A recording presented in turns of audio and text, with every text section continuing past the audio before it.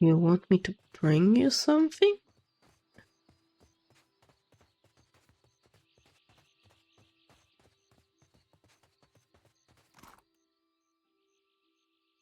Incipient. Help! Somebody! Per Blanca! How can I get there? I cannot get there.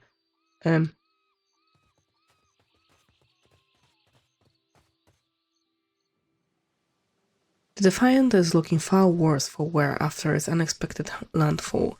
The hull has splintered in several places along the keel, while the tattered sails stand as evidence of your battle with the pirates. I understand sails from this, okay? The deck of the Defiant is well out of reach from here. The ship groans like a beached whale each time the waves roll in, but it doesn't seem to be listing further. You may be able to climb up. Sure. You climb nimbly up the side of the ship and reach the top without so much as breaking a sweat. Eder is not far behind, pulling himself up and over the railing beside you.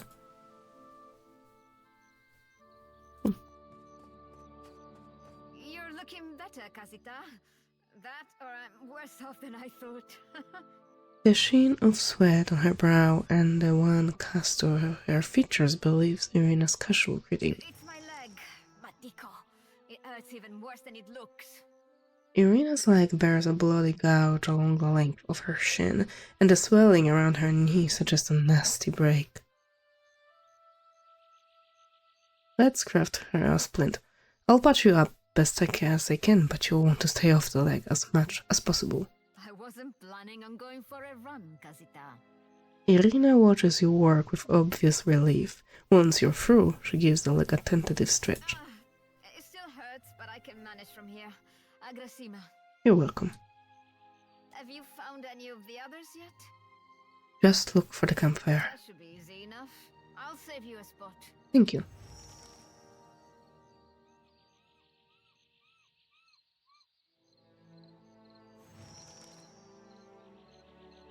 That's interesting. Now I will need to remember that there will be a stream on it tomorrow. From the prow, the sandbar below seems deceptively close. Oh, let's climb. As you like. Okay, I found a hook, so maybe we could have used this to climb as well. Because tomorrow is gonna be a fairly stressful day and crazy day. I am going for a meeting regarding my new job. And I'll see if I will be able to get it. So fingers crossed.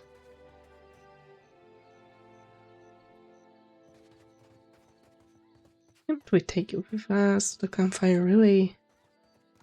Yeah, I think that's all of them. The Odell said you had to bail him out of trouble. Diverus? Was he crying? You can tell me. Oh, good news, Captain. I found some supplies must have washed ashore. Even better, I've located some spirits. The mundane kind, I mean. Nothing that requires your talents, Watcher. His eyes twitch and twinkle in the light. Have you seen any other survivors? Not a one. We've come away from this one limping, Captain, but we live to see the next battle through. Okay, what do you think we should do now? It's just the lot of us now, Captain. You'd best head into town, see about supplies and repairs. I'll keep an eye on the ship. Okay, do you know anything about this island? Kethriv here. I ken that much. Okay. Means we're a sight better off than we could be. Of course, it's surely pirate territory. They've a number of bolt holes out this way. I'd nae be surprised if that cave up north is one of them. Could be they lie in wait for us even as we speak. Okay, thank you. So, let's go. Well, in theory, I only have to go there and talk to the manager. Like, I made it through the interview, But now I'm just supposed to talk to the guy to see if we'll be feeling okay cooperating or something. I don't know. It was really weird.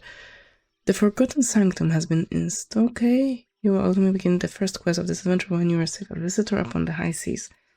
Okay. DLCs. Okay, just tell me those are DLCs.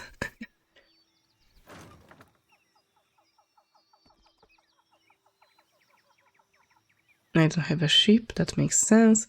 I hate this. I already hate this.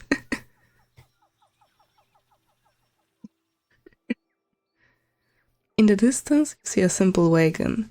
The angle at which it rests on the road, one side jutting above the other, suggests that it has been damaged or disabled. Even from your vantage, you can make out the kith milling around it. Let's approach it. As you near the cart, you make out a group of red Saran pilgrims in rough span linens and cottons. A single roughed horse stamps at the ground impatiently, as two of the pilgrims argue over the front right wheel, which seems hopelessly stuck in the mud. One of the pilgrims notices you. Her step back draws the attention of the others, and a man in well-worn gambeson steps forward. The weight of deep concern hangs on his face. Did the dreams bring you here as well? The other pilgrims look at you with a mix of apprehension and hope. I'm following Iodas. The older pilgrim's mouth opens in amazement. You hear a gasp from another. They look to each other, excitement in their eyes. Praise him! The old man cries out. We're not alone. We had the dreams too. We saw the three stars sailing through the sky, piercing the black of the storm cloud. Figured it must be him, Iodas, calling to us. So we came here, to the place we saw in our dreams. The pilgrims look around, matching their sleeping memory to the present. We saw the giant pass, with 3 stars on his brow, but... He sighs and gestures to the wagon stuck in the mud.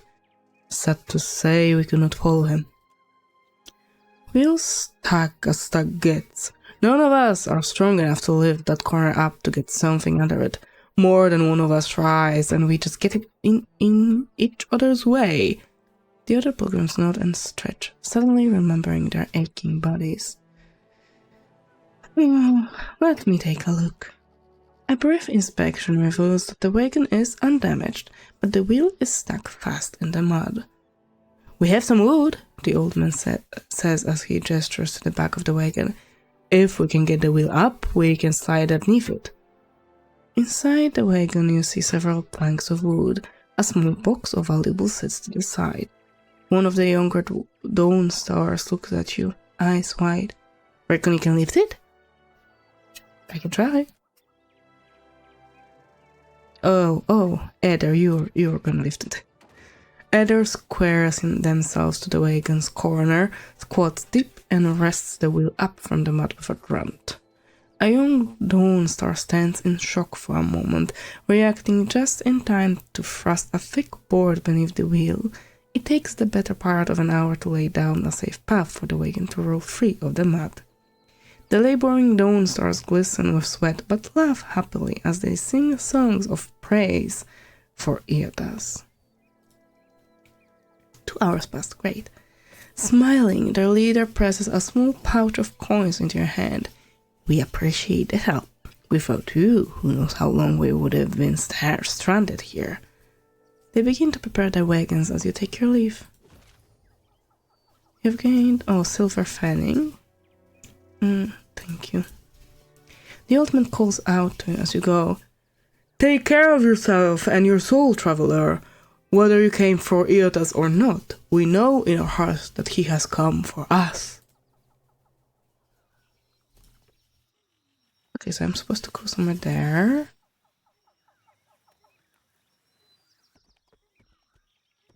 I'm gonna go there. Can I? I can zoom out. Port Maje. Wait, what is that? I think this is where Iodas is. I think.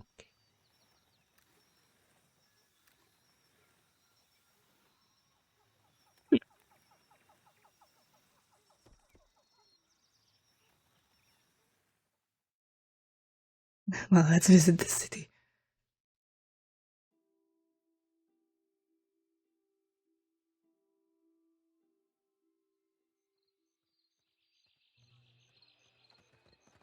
Better see what that crowd's about. What if the giant comes this way? Please, everyone stay calm.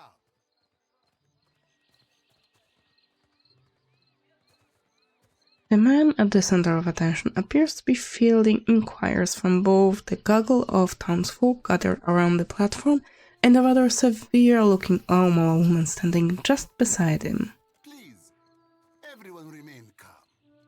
I assure you I will do everything in my power to get you the answers you need.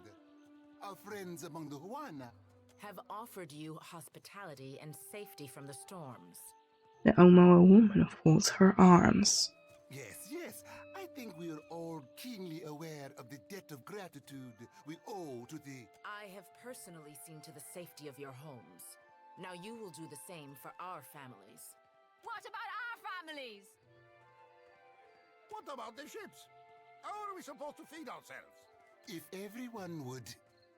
As Clario's gaze sweeps across the crowd, it falls upon you, where it remains.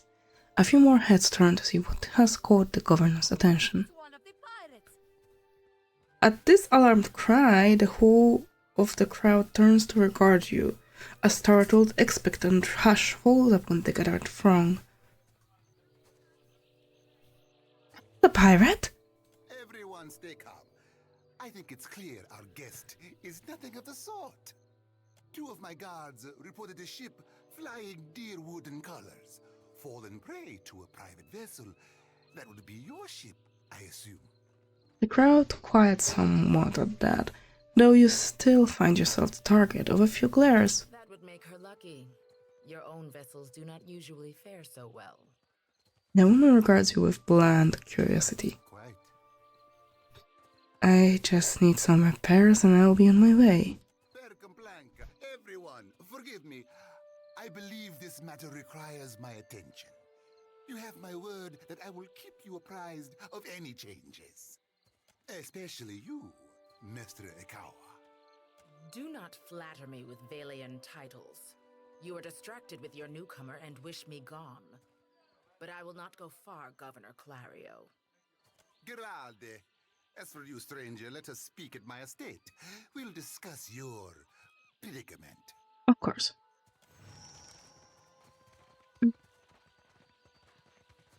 Oh yeah, the first thing I heard today morning was was the information that hey Evna, you know what? The Pope died. I was like, again? What marvelous carvings! So yeah. Mechanics. I need mechanics. And for that, I will use diplomacy. Now there's that. Chanter or fighter.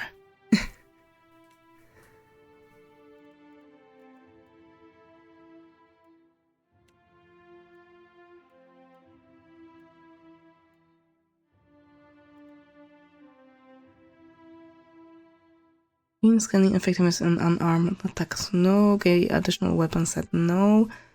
The character becomes more fleet and nimble. That is nice. Wait, am I supposed to pick this?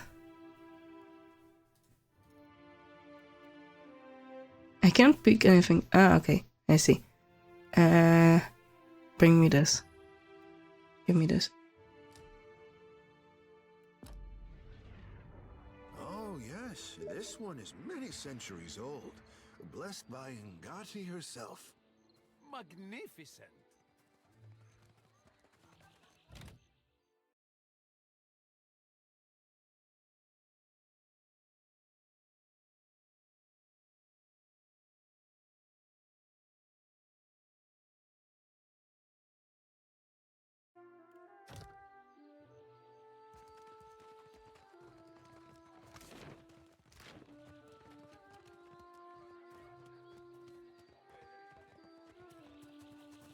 Accept the light, and you shall be redeemed.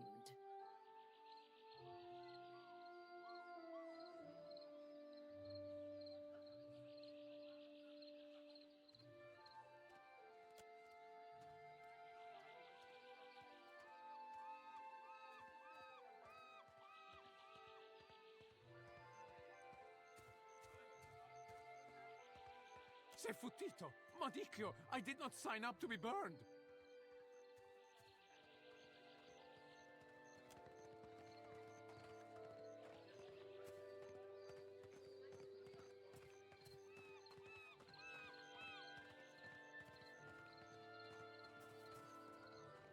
This flame is not for purification. It is for illuminating the darkness. Sanctification comes only as a result of your journey. But the light will guide your way.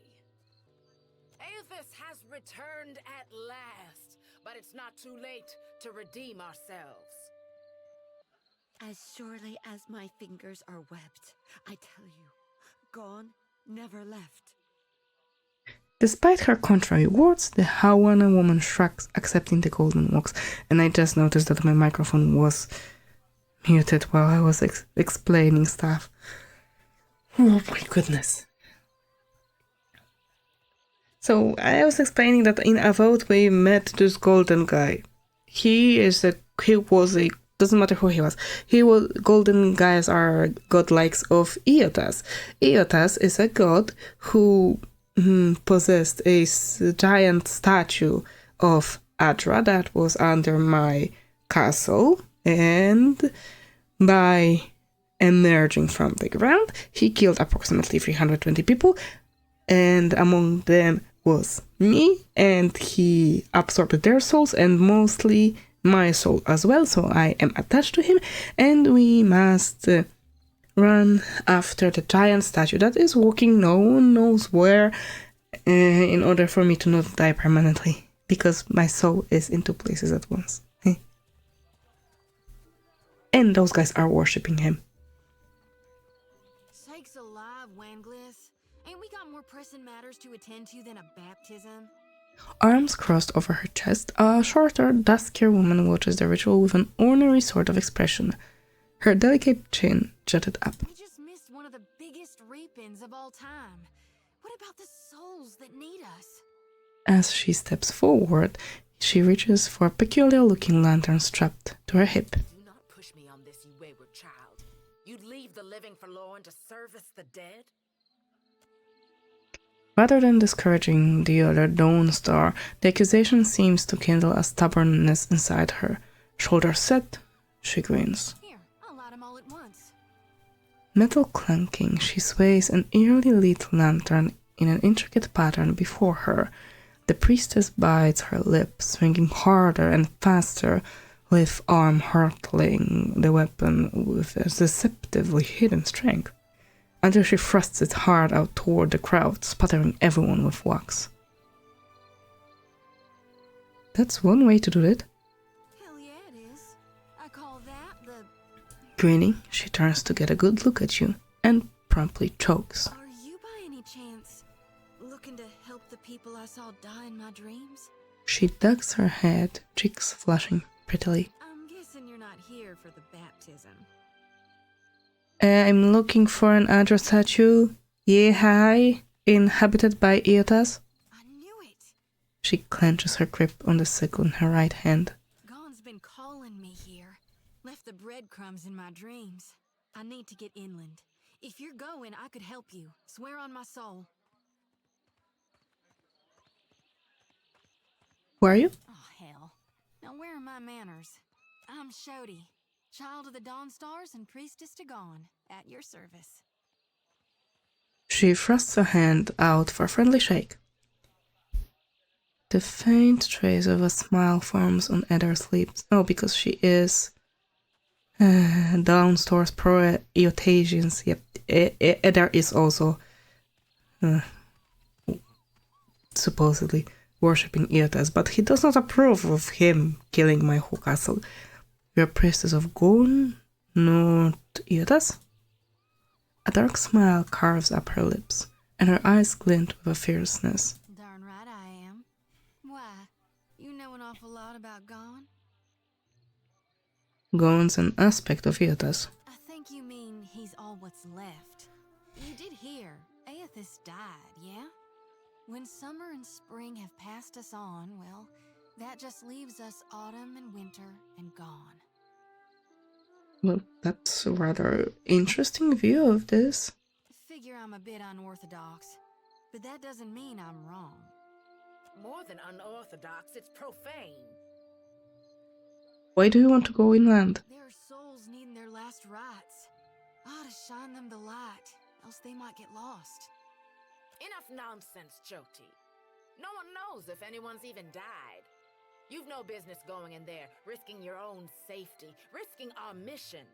No, let her speak. Englith, you guide the living and I guide the dead. Gone bids it and I dreamed it. Leave it be. We all serve our purposes. So what's yours? I'm a watcher. So you can see souls? Mm-hmm. That's a handy talent to have. No. I know my harvesting would benefit from it. And here you are, following my god. Literally. Remember that. Watcher, will you take me with you?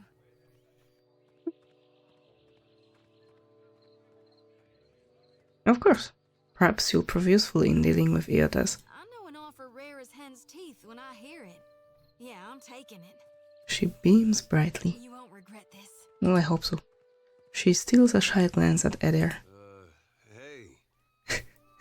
Eder half nods without looking in Jyoti's direction. He seems suddenly focused on something in the distance. A tad too eagerly, she saunters close behind you. At least take care, child. Come back to us in one piece. If not for my sake, then Samhain's.